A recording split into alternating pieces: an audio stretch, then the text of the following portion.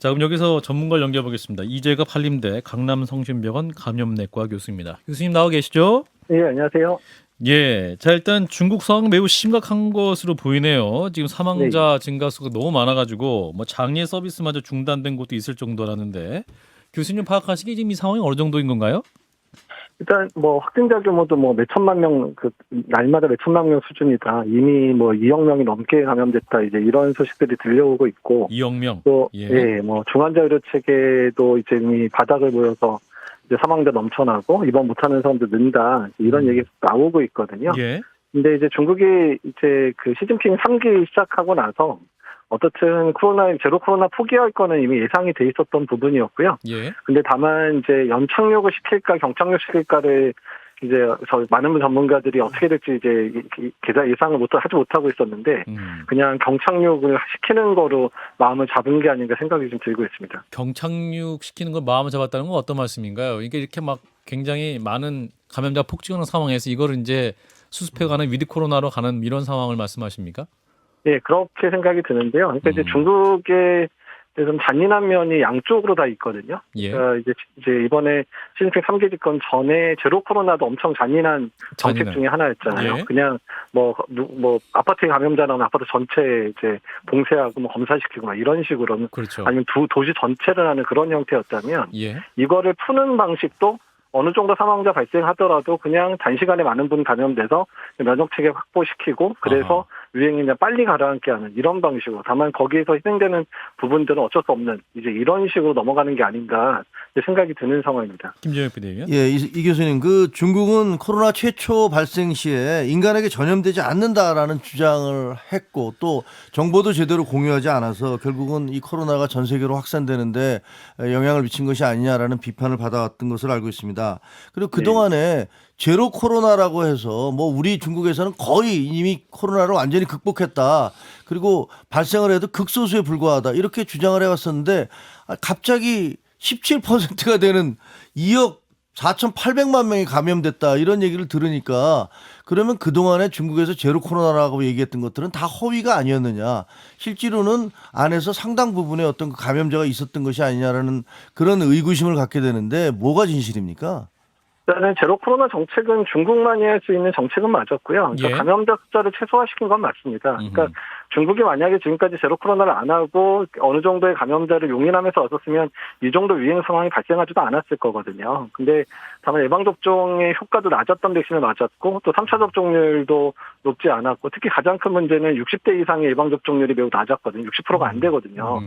그런 상황들이 맞물려서 된 거라 제로 코로나가 거짓말이었던 건 아니고 중국만이 할 수 있는 가장 잔인한 그리고 가장 확실한 예방책을 동원한 거고 이제 그거를 지속할 수 없는 경제적인 문제라든지 또는 제로 코로나 때문에 벌어졌던 많은 이제 시민들의 저항이라든지 이런 부분 때문에 어쩔 수 없이 풀게 된 부분이고 예. 이 부분들도 연착륙 시킬 수 있는 시간이 부족하다 보니까 그냥 경착륙대로 가서 그냥 일단 겪어내고 이거 그냥 보자 이제 이런 식으로 지나간 거기 때문에 그 이전에 감염자가 적었기 때문에 지금 당연히 감염자가 많을 수밖에 없는 상황이 된 겁니다. 근데 교수님 그러면 결과적으로 보면요, 이 중국의 대코로나 정책은 실패했다고 보는 게 타당한 것 같고요. 제 생각에는 교수님 생각이 어떠신지 하고. 한국과의 코로나 방역 정책이 뭐 실패했다 아니다라고 얘기하는 거는 지금은 어렵지만 일단 실패했다기보다는 일단은 이제 다른 국가의 상황들을 따라가지 않고 이제 독자적인 부분들을 고수했다가 이제 어쩔 수 없는 상황 맞이하면서 이제 포기할 수밖에 없는 상황이 된 게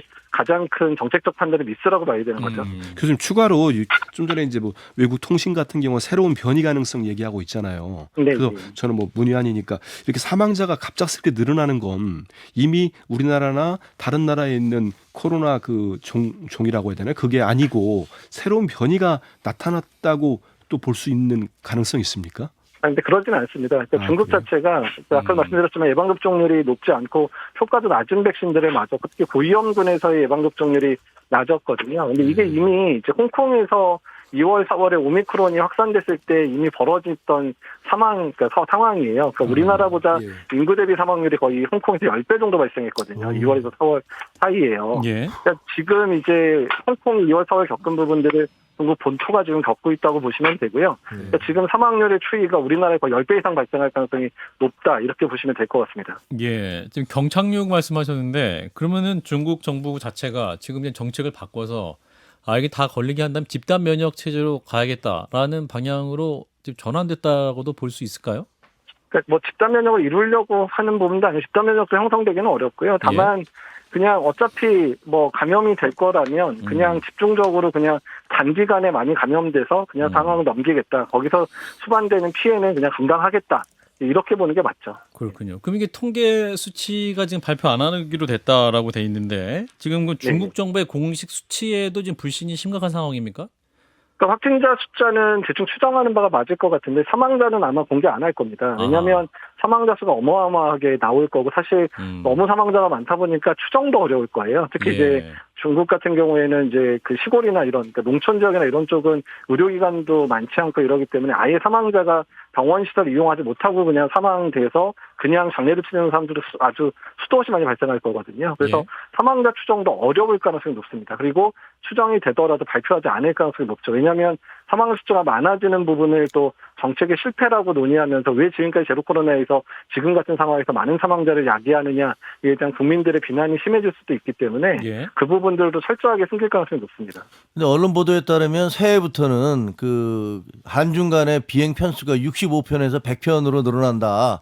이런 보도가 나오고 있는데요. 그러면 어떻게 되는 겁니까? 지금 중국에서는 저렇게 코로나가 창궐하고 있는데 우리는 그 교류가 확산된다. 그럴 경우에는 우리 쪽으로 다시 이게 역전염이 되지 않을까 이런 걱정이 되는데 어떻게 생각하십니까? 일단 당장에는 큰 문제를 야기하지 않을 게 우리나라에 이미 뭐 거의 전 국민의 70% 이상이 감염이 된 상황이고 백신 접종률이 우리나라가 중국보다 훨씬 높으니까 어느 정도 유입이 되더라도 우리나라 유행 자체에 큰 악영향을 끼칠 가능성 높지는 않거든요.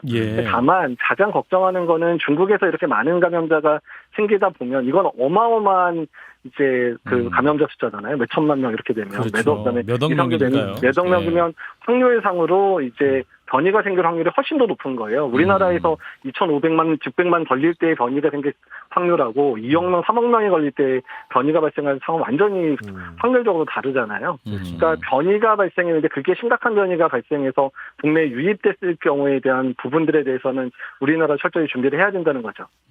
자 이제 국내 얘기로 좀 가보면 현재 지금 우리나라도 그 재감염되신 분도 굉장히 많고 지금 이제 날씨가 추워지면서 지금 코로나에 걸리신 분 많은 상황인데 이런 가운데 이제 실내 마스크 착용 의무 해제 기준을 정부가 지난 23일 발표한 상황입니다.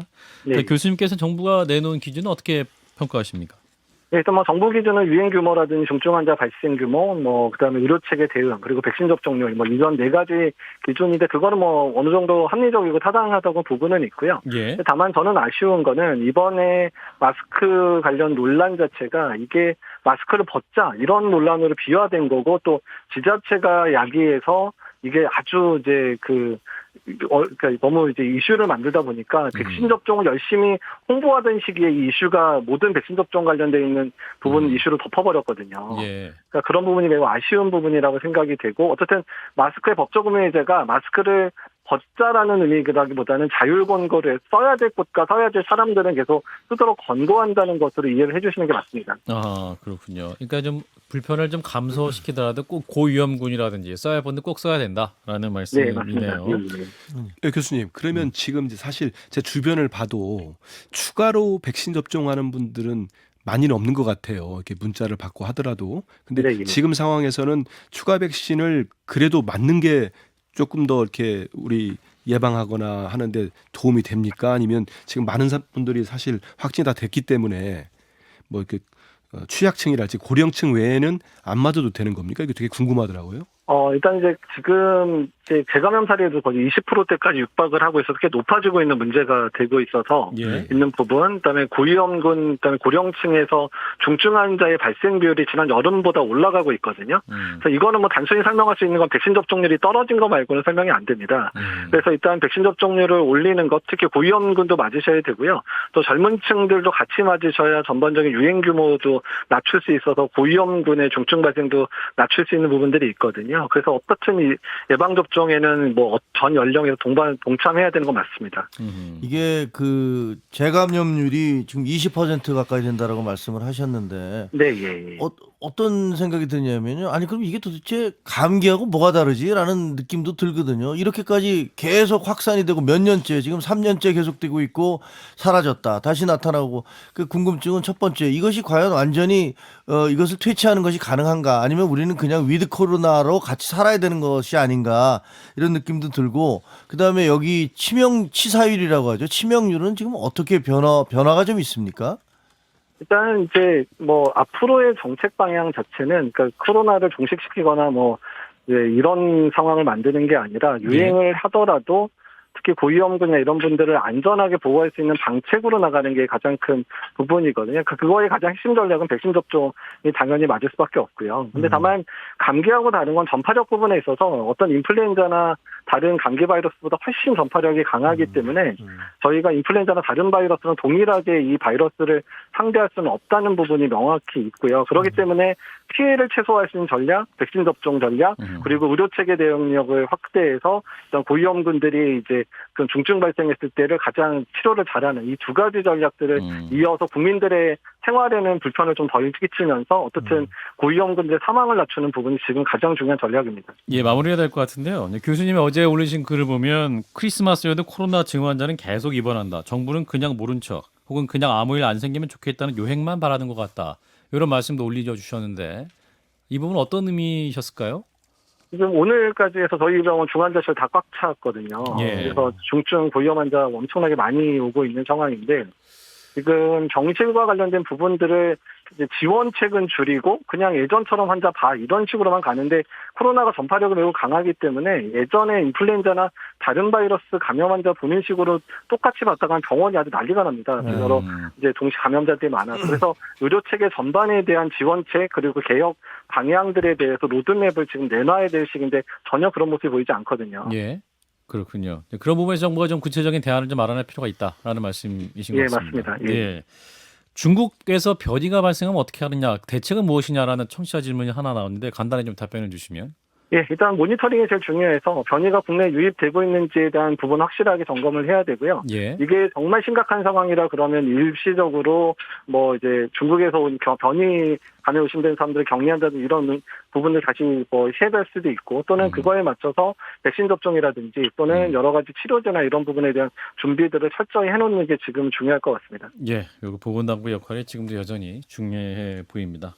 교수님 올 한해 고생 많으셨고요. 오늘 말씀 여기까지 듣겠습니다. 고맙습니다. 네, 감사합니다. 예, 감사합니다. 고맙습니다. 네, 이제가 한림대 강남성심병원 감염내과 교수였고요. 좋아요, 구독, 알림 설정.